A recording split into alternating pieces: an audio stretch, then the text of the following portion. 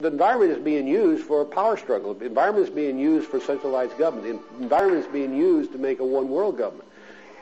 Few Americans really understand how much of our land has been taken over. They are looking after somebody else's welfare, not the welfare and the rights of the American people. I think that there's a real question here about the sovereignty of the United States. It permits, I should say, really, that U.S. troops may be deployed under UN command. Well, what I now know is that just because you join the U.S. Army doesn't necessarily mean that you'll be fighting for the U.S. And that means eternal resistance to this idea that we are somehow going to disappear in some new world order. Eagle Forum presents a special report, Global Governance, the Quiet War Against American Independence.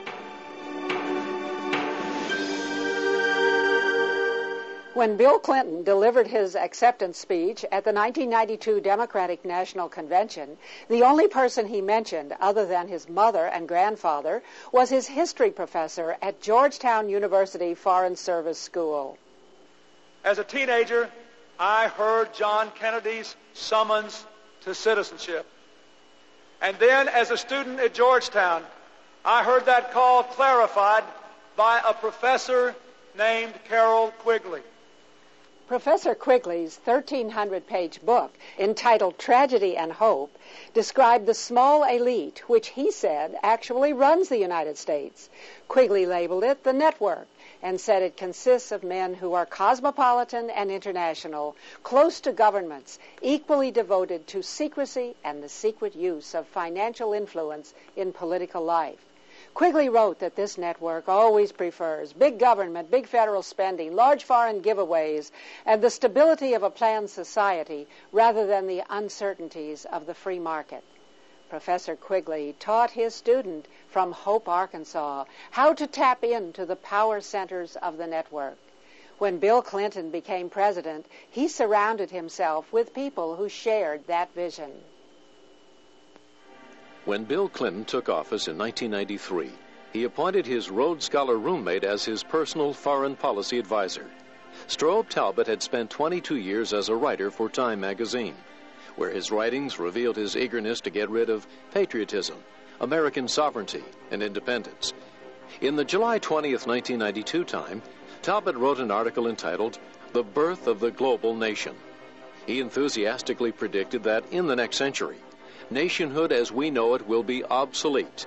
All states will recognize a single global authority.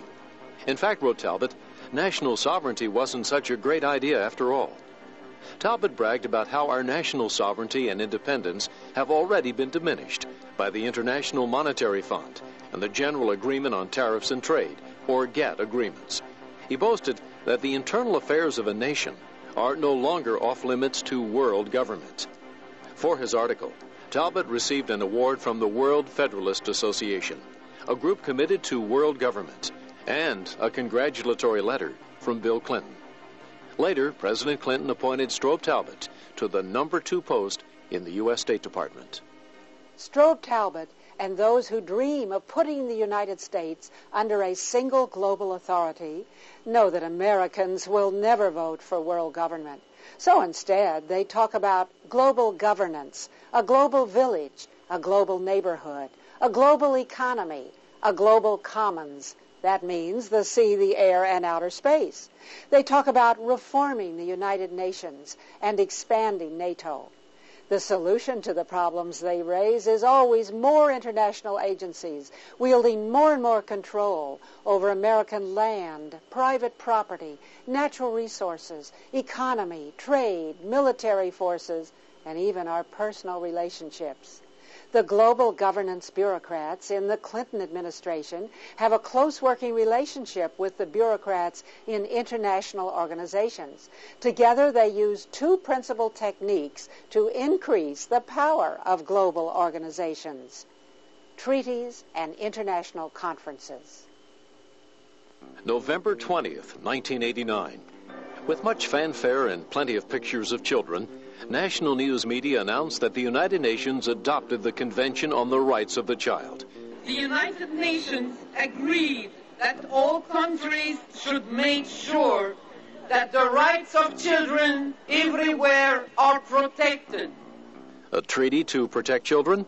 Not according to constitutional attorney Michael Farris.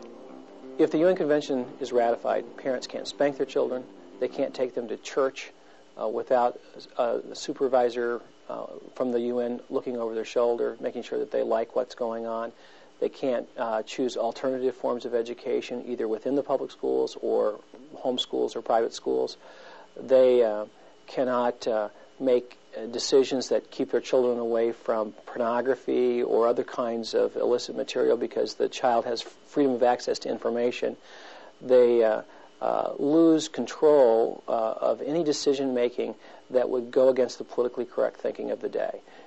This treaty proclaims broad rights of children, which presumably can be asserted against their parents. Article 12 would give the child the right to express his own views freely in all matters.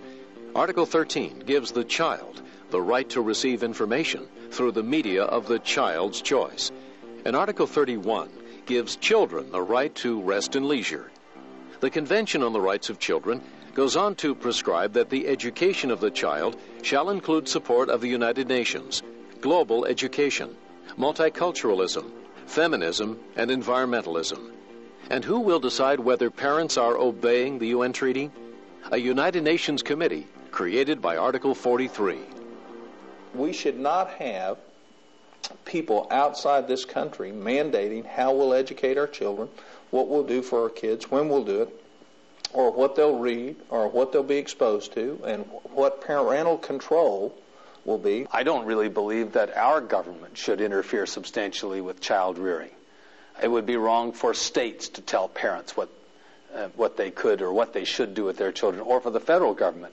But when you take that beyond the state and the federal government to an international organization that would seek to tell you, for instance, that you couldn't take your child out of certain sex education classes in our schools, for example, I think a family ought to have a right to understand what values it supports in that arena and to protect the child in relation to those values. But the United Nations does not agree. In 1995, at the UN compound in Geneva, Switzerland, UN officials chastised Great Britain for allowing parents the freedom to choose spanking as a means of discipline, and for allowing parents to withdraw their children from sex education classes in public schools. We have to understand that a treaty in the United States is the highest law of the land, co-equal with the Constitution, co-equal with federal laws passed in accordance with the Constitution. I'm not so much worried about the World Court enforcing it against American citizens as I am the United States District Court for the District of Maryland or New Hampshire or Rhode Island enforcing this decision based upon the tribunal's decisions from Geneva as to what the treaty means. The Children's Defense Fund, for example, could bring a lawsuit against a Christian school or a homeschooling family or a group of families and say that your homeschooling, your Christian school approach violates the UN Convention on the Rights of the Child, and it would be enforceable in American courts. Presidents Ronald Reagan and George Bush refused to sign this treaty, but President Clinton supports it and had Madeleine Albright sign it. And now they are pushing for its ratification in the U.S. Senate. That is not the only United Nations treaty supported by the Clinton administration that is designed to control human behavior. President Jimmy Carter signed the United Nations Convention on Discrimination Against Women in 1980. Presidents Reagan and Bush refused to support it. But now Bill Clinton is pushing for ratification.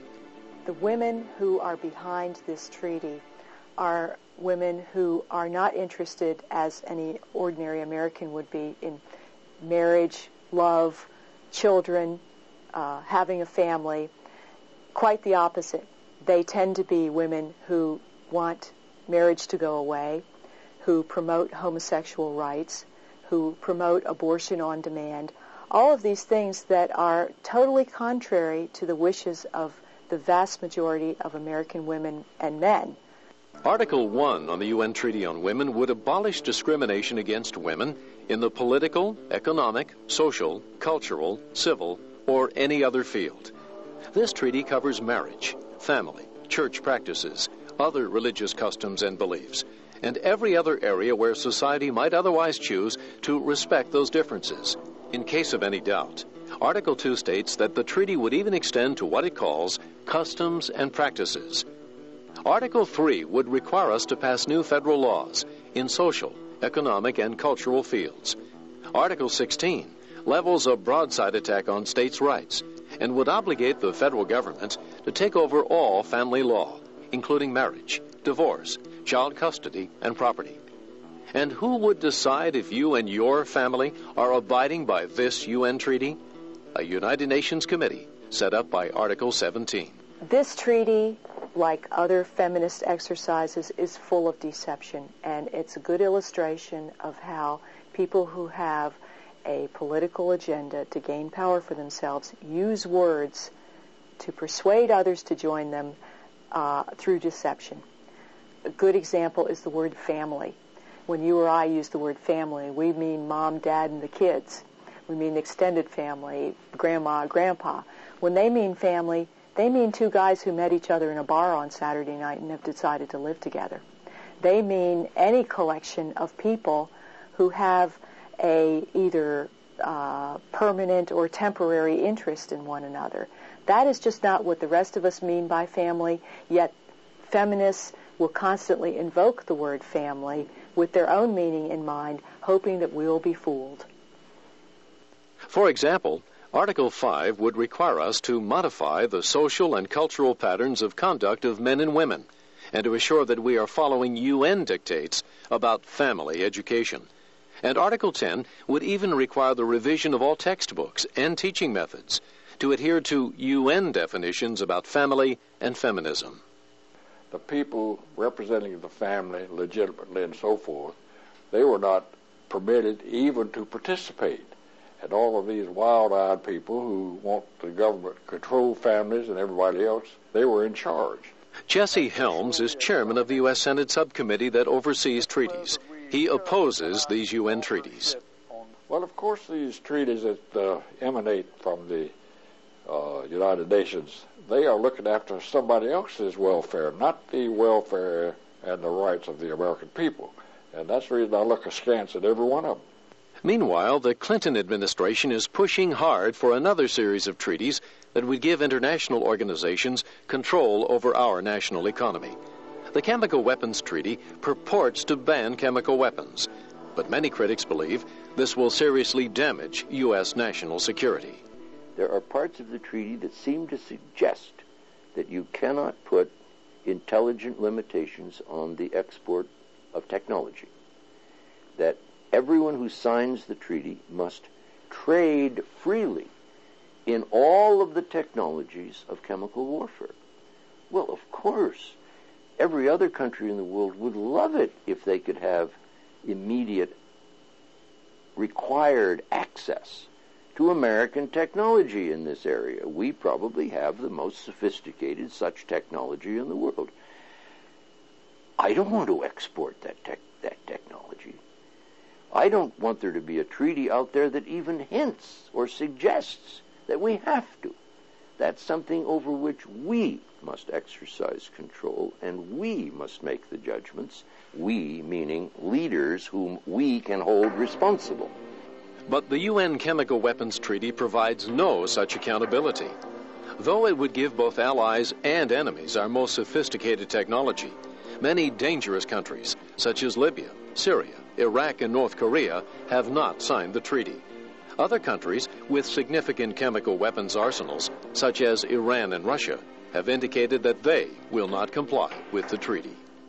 In spite of the potential damage to U.S. national security and the unverifiable and unenforceable nature of the treaty, the Clinton administration succeeded in getting the U.S. Senate to ratify the Chemical Weapons Treaty in 1997. The Chemical Weapons Treaty, of course, doesn't do one thing to protect the American people against chemical warfare. Yet it has caused many people to have a false sense of security. It's interesting. We have a new chemical weapons ban treaty for which the people that are most likely to threaten us are not a party to. It's not much of a treaty. What did we accomplish with it? We accomplished nothing other than limiting ourselves to have a weak negotiating position with those very adversaries that we face today. Another dangerous UN treaty that would damage our national economy is the law of the sea. Nearly 3/4 of the world's surface is covered by water. American companies harvest minerals from the sea that are important to our industrial and military defense. In the late 70s, the Carter administration developed a treaty that would effectively give the United Nations decision-making authority over the world's vast ocean riches. And we have succeeded in adopting a convention covering practically every aspect of the uses and resources of the sea. But President Ronald Reagan opposed the treaty. Doug Bandel worked on the law of the sea during his administration. It really did two things. The first is it established a principle of essentially socialism. It said that all the unclaimed resources on the seabed would be owned by, as they put it, the common heritage of mankind. What they meant, of course, was by the United Nations. And the ownership would be vested in governments around the world. And he saw that as utterly inconsistent with the principles of free enterprise. His second concern was the way the UN would implement that principle, which was essentially to create another United Nations called the International Seabed Authority. And that seabed authority would have under it its own corporation, the enterprise, to go mine the seabed on behalf of the governments of the world. And this would run like the United Nations. It would have a council and an assembly and committees and a huge bureaucracy. It would be taking money from the West, the industrialized countries, and giving it to third world countries. So it would be part of this whole scheme of what was called the New International Economic Order, an attempt to take money from the West and hand it out to third world governments. Well, he saw this kind of a mechanism as being utterly inconsistent with American interest, and he was quite willing to stand up to the rest of the world and kill the treaty for that reason. The Clinton administration has revived the Law of the Sea Treaty and is pushing for Senate ratification.